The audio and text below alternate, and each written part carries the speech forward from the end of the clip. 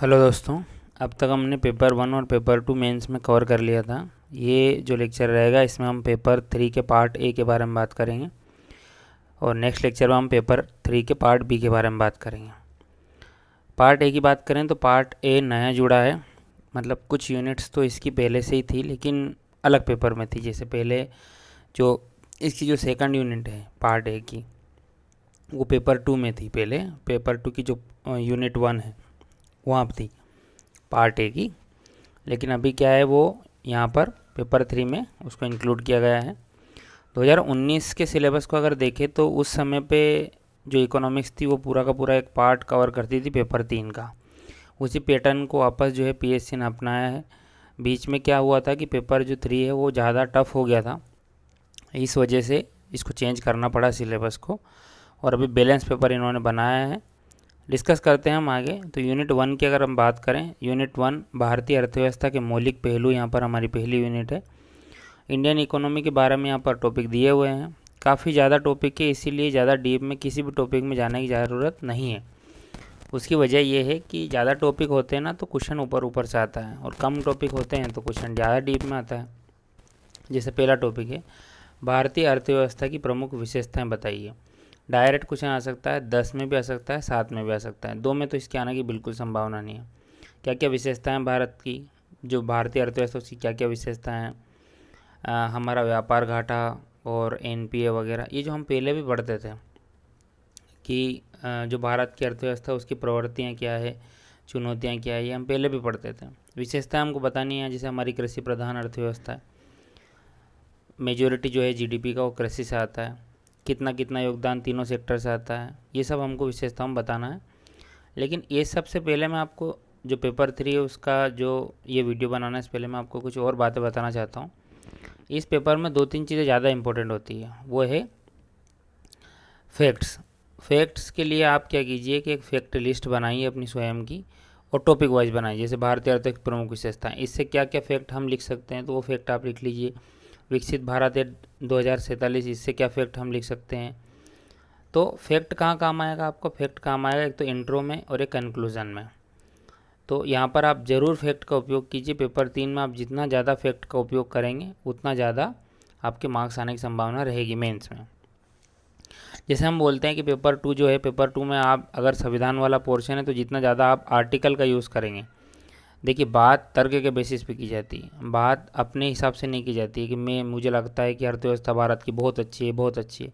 अरे भाई अच्छी क्यों है, कैसे है अच्छी, बताइए, फैक्ट दीजिए कि हाँ इस बेसिस पे भारतीय अर्थव्यवस्था ज़्यादा प्रगति कर रही है।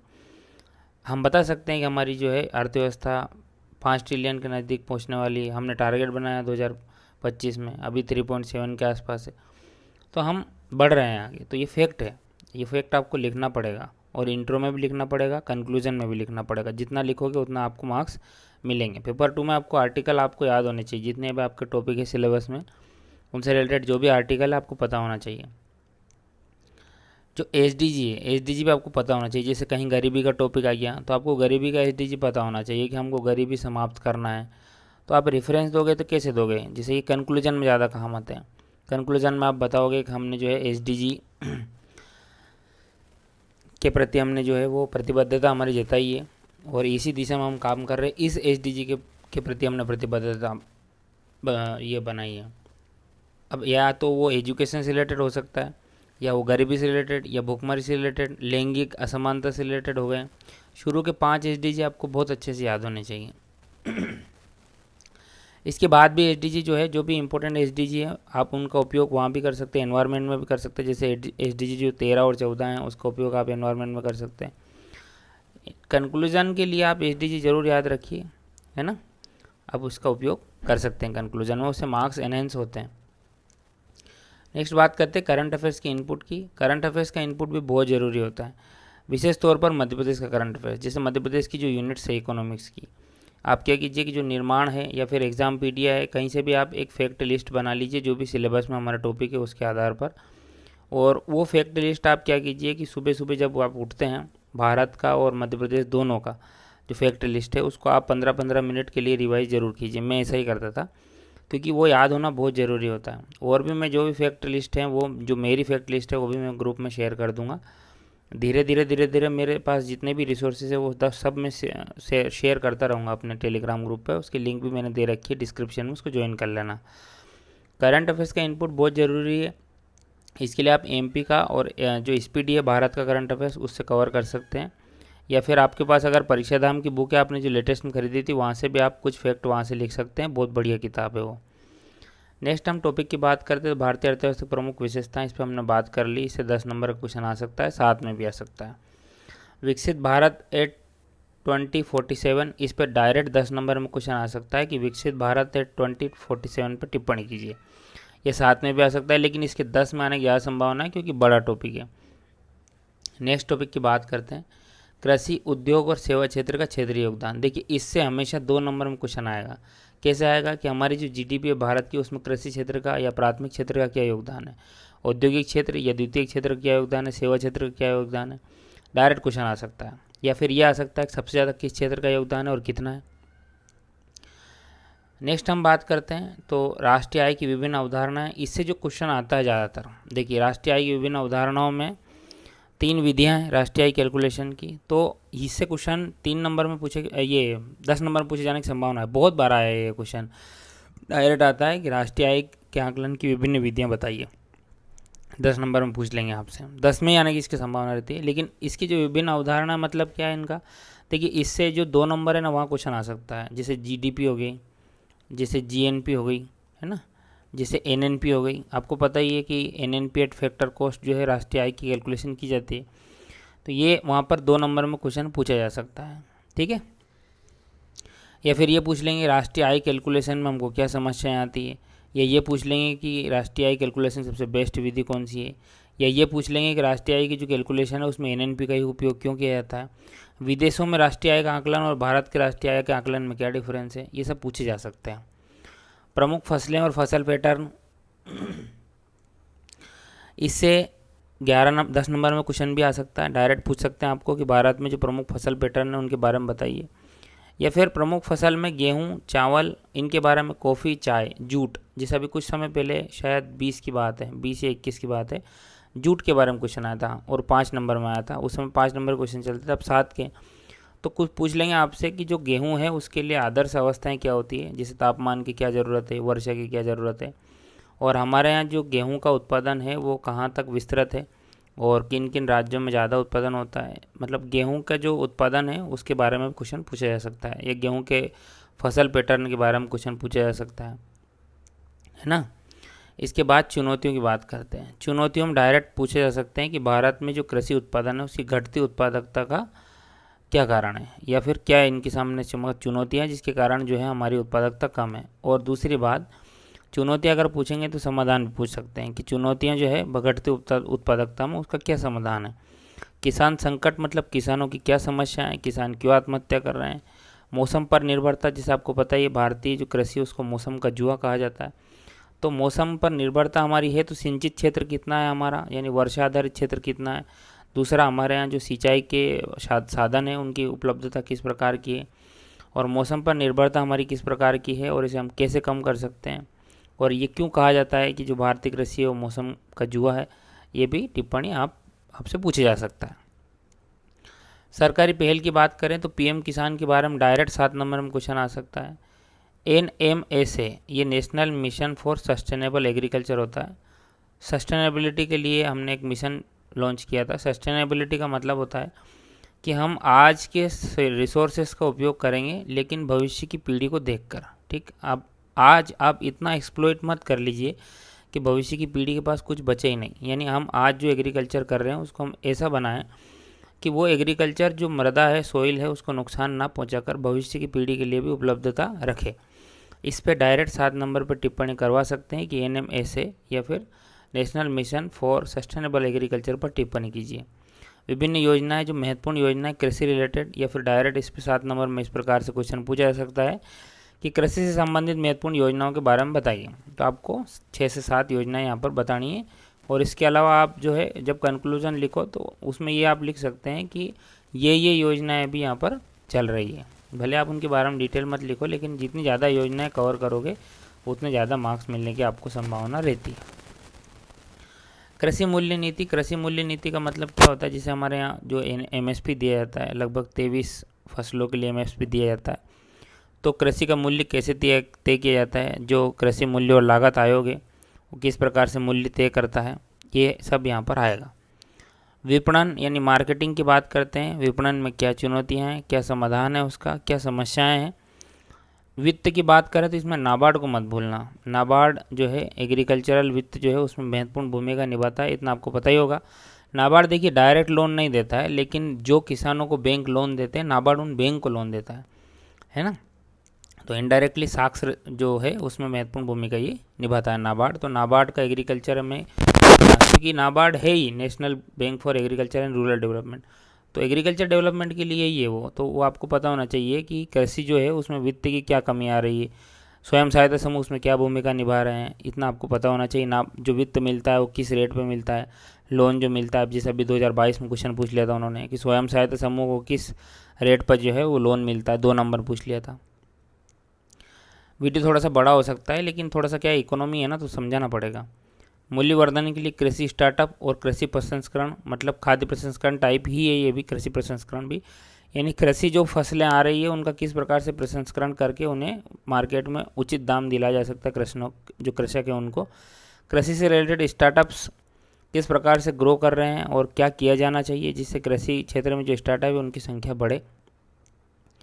भारत में औद्योगिक नीतियाँ, जैसे 1991 की जो औद्योगिक नीति है वो किस प्रकार से जो औद्योगिक नीतियाँ हैं उसका कालक्रम रहा है, पहली औद्योगिक नीति से लेकर जो वर्तमान में औद्योगिक नीति चल रही है, जैसे 2015 में भी औद्योगिक नीति लाई गई थी।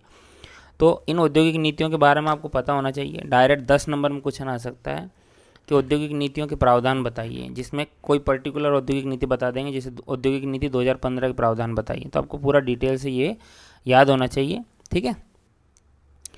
औद्योगिक विकास की अगर बात करें तो ये क्वेश्चन में पूछा जा सकता है कि औद्योगिक विकास में क्या बाधाएं हैं और उनका क्या समाधान किया जा सकता है, क्यों नहीं भारत में औद्योगिक विकास हो रहा है, क्यों प्राथमिक क्षेत्र पे जो है ज़्यादा निर्भरता है हमारी। विनिर्माण यानी मैन्युफैक्चरिंग और अधोसंरचना यानी इंफ्रास्ट्रक्चर, इनसे रिलेटेड क्वेश्चन पूछे जा सकते हैं। विशेष तौर पर make in India, make in India favourite topic है, 10 नंबर में क्वेश्चन बार बार पूछ रहा है, अभी 2023 में पूछा था। अधोसंरचना परियोजना और कौन कौन सी परियोजना चल रही, जैसे सागरमाला, जैसे भारतमाला, ये जो है ये बड़ी बड़ी जो परियोजना है, जैसे नेशनल जो पाइपलाइन मिशन है वो, ये क्वेश्चन पूछे जा सकते हैं, मतलब इनसे डायरेक्ट क्वेश्चन पूछे जा सकते हैं और 10 नंबर में पूछा जा सकता है और 7 में पूछा जा सकता है, ठीक है। इसके बाद हम बात करते हैं ये से रिलेटेड क्या अधोसंरचना परियोजना से रिलेटेड क्या समस्याएं हैं, क्या उनका समाधान किया जा सकता है, ये सब भी आपको पता होना चाहिए। आतिथ्य और पर्यटन की बात करें तो विदेशी मुद्रा आय में इनका क्या योगदान है, यानी एफडीआई और उसमें अलग अलग क्षेत्र का क्या योगदान है। जैसे हमारे यहाँ जो विदेशी धन आ रहा है एफडीआई में, वो हमारे यहाँ कितना आ रहा है, किस देश से ज़्यादा आ रहा है, दूसरा किस क्षेत्र में ज़्यादा आ रहा है। पर्यटन में विदेशी मुद्रा आगमन किस प्रकार से हो रहा है, क्या क्या हमको करना चाहिए। स्वच्छता सत्कार, इन पर किस प्रकार से हमको ध्यान देना चाहिए। पर्यटन में क्या समस्याएं आ रही है, इन सब के बारे में क्वेश्चन पूछा जा सकता है। भारत में वस्तु और सेवाओं का मानकीकरण, इससे रिलेटेड स्टैंडर्डाइजेशन है, मतलब ये है कि हमारे यहाँ जैसे जैविक कृषि उत्पाद का मानकीकरण किस प्रकार से हो रहा है ताकि उसको मनाएं, मतलब अपनाएं विदेशी जो लोग हैं वो। देखिए मानकीकरण के कारण ही विदेशी हमारे उत्पाद को नहीं अपनाते हैं, बोलते हैं कि आपका स्टैंडर्ड जो है प्रोडक्ट का वो ठीक नहीं है, तो उस पर फोकस करने की आवश्यकता है ताकि हमारा निर्यात बढ़े, है ना। अब हम बात करते हैं सेकंड यूनिट की। पहली यूनिट हमारी ख़त्म हो गई है। देखिए पहली और दूसरी यूनिट के लिए आकार की ये बुक बेस्ट है, इसको आप खरीद लो, इसी से पढ़ो, ठीक है। और अगर कोई टॉपिक आपको लगता है कि यार कम दे रखा है तो वो आप गूगल से सर्च कर लेना। जैसे आपको लगे कि जो औद्योगिक नीतियाँ उसके बारे में ज़्यादा डिटेल से नहीं दे रखा है तो आप जैसे जो 1991 और 2015 है इन पे आप विशेष फोकस करना, ठीक है। नेक्स्ट जो पहली और दूसरी यूनिट है उसके लिए वो बुक बेस्ट है। कराधान और नीति परिदृश्य की बात करते हैं, पुरानी यूनिट है, पिछली बार भी थी सिलेबस में, 2020 के सिलेबस में इसको इंक्लूड किया गया था। राजकोषीय नीति से रिलेटेड क्या समस्याएं हैं, क्या है हमारी राजकोषीय नीति, राजकोषीय नीति के उपकरण क्या है, कौन तय करता है, इसके बारे में क्वेश्चन पूछा जा सकता है। लोक व्यय पहले ऑप्शन सिलेबस में नहीं था, लेकिन 19 के पहले सिलेबस में था और इससे बार बार क्वेश्चन आता था कि लोक व्यय में क्या समस्याएं हैं, लोक व्यय में क्या क्या चीज़ें आती हैं, तो ये सब आपको पता होना चाहिए। टैक्सेशन कैसा हमारा टैक्सेशन रेजिम कैसी है, और घाटा प्रबंधन हमारा जो डेफिसिट मैनेजमेंट है, डेफिसिट फाइनेंसिंग है, वो किस प्रकार से काम करती है, ये भी आपको पता होना चाहिए। भारत में मौद्रिक नीति कौन तय करता है, मौद्रिक नीति के उपकरण कौन कौन से। देखिए, राजकोषीय नीति और मौद्रिक नीति में उपकरण सबसे इंपॉर्टेंट है, ये आपको पता होना चाहिए। मौद्रिक नीति के उपकरण जैसे जो repo rate, reverse repo rate, bank rate है ना, ये आपको पता होना चाहिए। ओपन मार्केट ऑपरेशंस, और भारत में वित्तीय समावेशन में क्या समस्याएं आ रही है, और वित्तीय समावेशन की जब भी बात आती है तो प्रधानमंत्री जन धन योजना जो है, इसके बारे में आपको ज़रूर पता होना चाहिए। ठीक है, ये क्वेश्चन डायरेक्ट पूछ सकते हैं, प्रधानमंत्री जन धन योजना किस प्रकार से मील का पत्थर साबित हुई भारत में वित्तीय समावेशन बढ़ाने में। इनमें फैक्ट बहुत ज़्यादा जरूरी है, बिना फैक्ट के काम नहीं होगा। अनौपचारिक अर्थव्यवस्था पर नगद लेन देन का क्या प्रभाव पड़ता है, यह भी आपको पता होना चाहिए। फैक्ट के बेसिस पे आपको बात करनी है। खाद्य सुरक्षा और लोक वितरण प्रणाली, पहले से टॉपिक में प्रीवियस ईयर क्वेश्चन देख लेना। और लोक वितरण, इसमें नेशनल मिशन फूड सिक्योरिटी जो मिशन है, नेशनल फूड सिक्योरिटी मिशन, ये आपको अच्छे से पता होना चाहिए। लोक वितरण प्रणाली में क्या क्या बाधाएं आती है, किस प्रकार से लोक वितरण प्रणाली की जो प्रक्रिया है वो सब आपको पता होना चाहिए, और फैक्ट के आधार पर पता होना चाहिए। गरीबी की विधियां कौन कौन सी है, गरीबी के प्रकार कौन कौन से, गरीबी के समस्या का समाधान कैसे कर सकते हैं, गरीबी का प्रभाव क्या क्या है। सेम बेरोजगारी के प्रकार, बेरोजगारी क्या है, बेरोजगारी एक समस्या अगर है तो इसका समाधान किस प्रकार से करेंगे, और बेरोजगारी के कारण जो प्रभाव उत्पन्न हो रहे हैं, जैसे क्राइम बढ़ रहे हैं, तो ये आपको पता होना चाहिए। ये 4 चीज़ें आपको इन दोनों टॉपिक के बारे में पता ही होना चाहिए। कैलकुलेशन की विधियाँ पता होना चाहिए आपको, जैसे सुरेश तेंदुलकर समिति ने क्या बोला, इनके बारे में। गरीबी और बेरोजगारी की जो नीतियाँ चला रही है भारत सरकार, वो भी आपको पता होना चाहिए।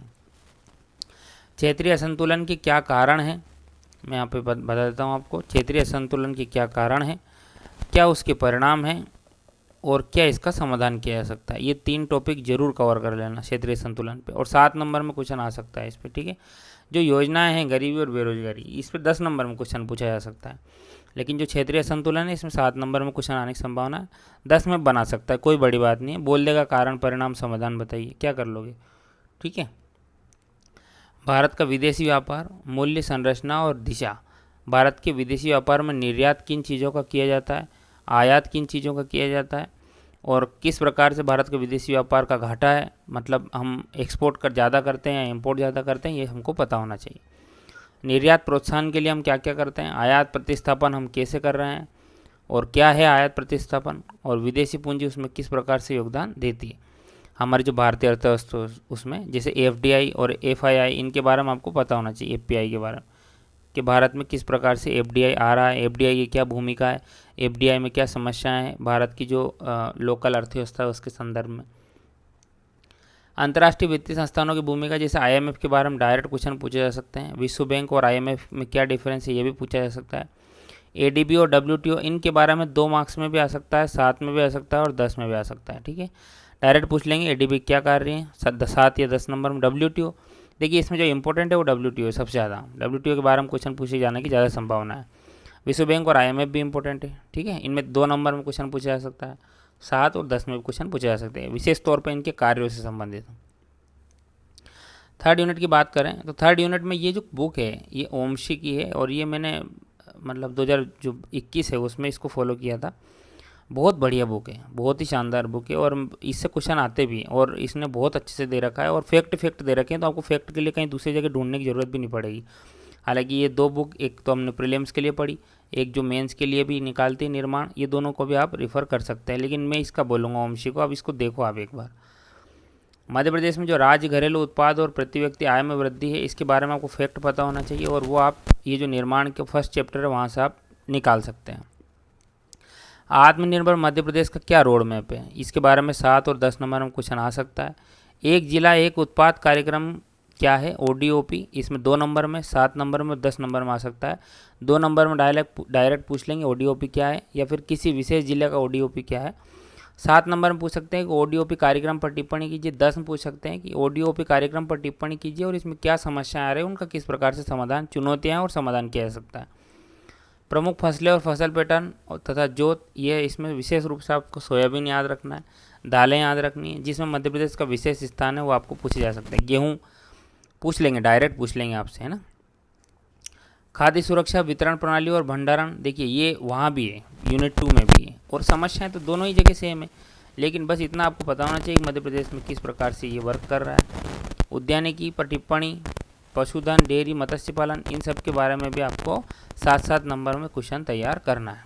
क्या समस्याएं हैं, किस प्रकार से यहाँ पर होता है, और किस प्रकार से जो किसानों की आय है उसमें उद्यानिकी, पशुधन, डेयरी और मत्स्य पालन योगदान देता है।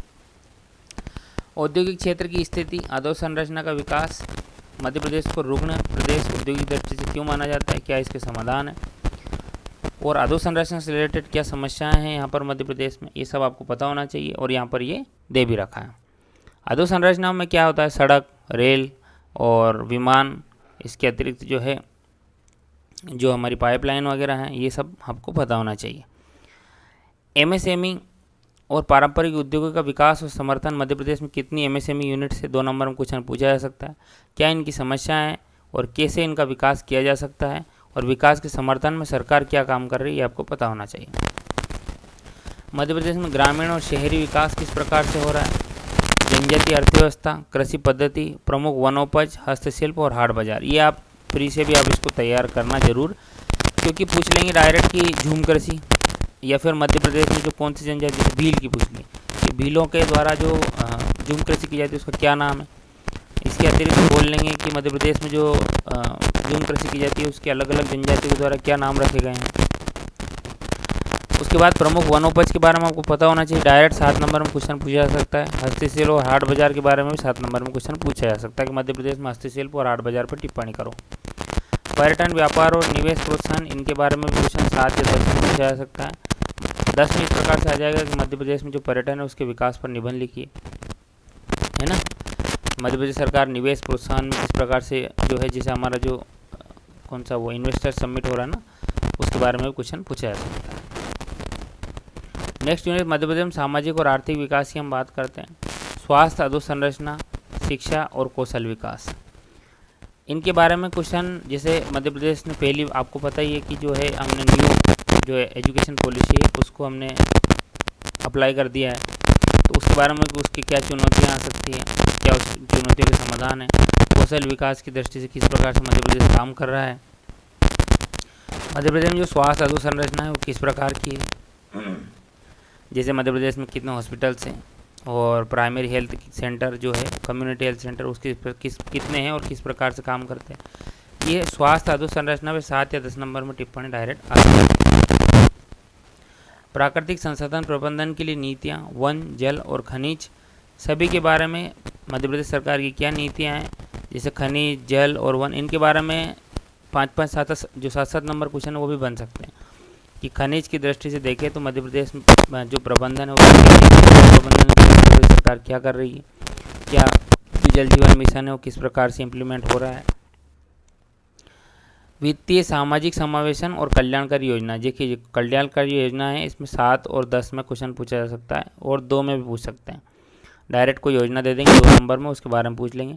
सामाजिक समावेशन के बारे में क्वेश्चन पूछा जा सकता है 7 या 10 में, कि सामाजिक समावेशन में क्या समस्याएं आ रही है, जैसे जो जनजातियाँ उनका समावेशन नहीं हो पा रहा है समाज में, तो क्या समस्याएं, क्या समाधान हो सकता है। वित्तीय समावेशन तो देखिए सेम ही है, भारत में हो या मध्य प्रदेश में वित्तीय समावेशन की समस्याएं समान है, तो ये हमने ऊपर देख ही लिया है। मध्य प्रदेश की जनसांख्यिकी का प्रभाव, मतलब मध्य प्रदेश की जो जनसंख्या है उसमें वृद्धि किस प्रकार से हो रही है और वो उसके विकास में किस प्रकार से योगदान दे रही है। जो जनसंख्या रिलेटेड समस्याएं हैं, जनसंख्या वृद्धि इतनी जो तेज़ी से हो रही है, इसमें क्या समस्याएं हैं, कैसे समाधान करेंगे इसका। दूसरा, जो मध्य प्रदेश में आपको पता ही है चाइल्ड जो मोर्टेलिटी रेट है, बच्चे की मृत्यु दर, वो बहुत ज़्यादा है, तो वो कितनी है और वो किस प्रकार से प्रभाव उत्पन्न कर रही है। मानव संसाधन की उत्पादकता और रोजगार, किस प्रकार से बेरोजगारी की दर है मध्य प्रदेश में, और हम रोजगार के लिए कौन कौन सी योजना चला रहे हैं मध्य प्रदेश में, जो स्वरोजगार के लिए योजना है उनके बारे में पता होना चाहिए। मानव संसाधन की उत्पादकता के लिए मध्य प्रदेश सरकार क्या कर रही है, क्या किया जाना चाहिए, ये सब हमको पता होना चाहिए। ये टॉपिक मध्य प्रदेश में बौद्धिक संपदा अधिकारों की प्रगति, प्रीलिम्स में भी था, तो वहाँ से आप उसको कवर कर लेना। राज्य का राजस्व, व्यय, ऋण एवं राजकोषीय अनुशासन, ये फैक्ट बेसिस पे इससे 2 नंबर में क्वेश्चन आ सकते हैं और 7 में भी आ सकते हैं, ठीक है। नेक्स्ट जो मैथ्स की यूनिट है स्टैटिस्टिक्स, मैथ्स की इस बार 2 यूनिट है, तो ये जो है ये यूनिट, इसके मैं नोट्स, मेरे पास एक कुछ नोट्स हैं वो मैं अपनी जो टेलीग्राम ग्रुप है उस पर शेयर कर दूँगा, वहाँ से आप देख लेना, बहुत बढ़िया नोट्स है। इसमें कौन कौन से इंपॉर्टेंट टॉपिक है मैं बता दूँ आपको। जो माध्य, माध्यिका और बहुलक है, इससे या तो 3 में आएगा या 2 में या 7 में या 10 में आएगा ही आएगा, लेकिन 100%। तो इसके विभिन्न गणना की विधियाँ क्या है और व्याख्याएँ, ये आपको पता होना चाहिए। डाटा विश्लेषण के प्रकार, वर्णनात्मक बनाम अनुमानात्मक, ये 7 में आ सकता है, डायरेक्ट पूछ लेंगे। डाटा विश्लेषण के प्रकार में ये दोनों में क्या डिफरेंस है। प्रतिचयन की विधियाँ, डेटा प्रस्तुति की तकनीकें जैसे टेबल, चार्ट, ग्राफ, इनके बारे में। प्रायिकता की बुनियादी अवधारणाएं, देखिए जो 10 नंबर का क्वेश्चन है उसमें प्रायिकता का क्वेश्चन पूछे जाने की संभावना इस बार भी आया था और बहुत टफ आया था, बना ही नहीं लोगों से, मुझसे ही नहीं बना वो क्वेश्चन। तो डिटेल में पढ़ना है ये वाली यूनिट को आपको, क्योंकि 30 नंबर बहुत होते हैं और हमको चाहिए ये 30 में से 30 चाहिए हमको। तो ये यूनिट आप डिटेल्स पढ़ना, और इसके लिए मैं आपको नोट्स शेयर कर दूंगा, और साथ में आपको थोड़ा गूगल का सहारा लेना पड़ेगा। और अगर आपको निर्माण या फिर जो है दृष्टि या आकार इनसे रिलेटेड अगर इस यूनिट के नोट्स मिलते हैं तो आपको यहाँ से पढ़ लेना है उसको, ठीक है। यहाँ पे लेकिन इम्पोर्टेंट बात है आपको जो याद रखनी है वो ये है कि जो माध्य, माध्यिका और बहुलक वाला चैप्टर है ये बहुत अच्छे से होना चाहिए, प्रायिकता बहुत अच्छे से होना चाहिए, और टेबल, चार्ट, ग्राफ ये कैसे बनाते हैं, किस प्रकार से जो है इनके आकलन किए जाते हैं, ये भी आपको पता होना चाहिए, ठीक है। क्योंकि डायरेक्ट वो जो 10 नंबर वाला है उसमें बोल देंगे, वो जो क्वेश्चन आते थे ना, आपको पता होगा कि इसमें इतना योगदान है, इसमें इतना है, वो पाई चार्ट बना के, और फिर वो नीचे पूछते थे क्वेश्चन आधारित, जिसमें जो प्रतिशत है उसका भी विशेष रूप से योगदान रहता था।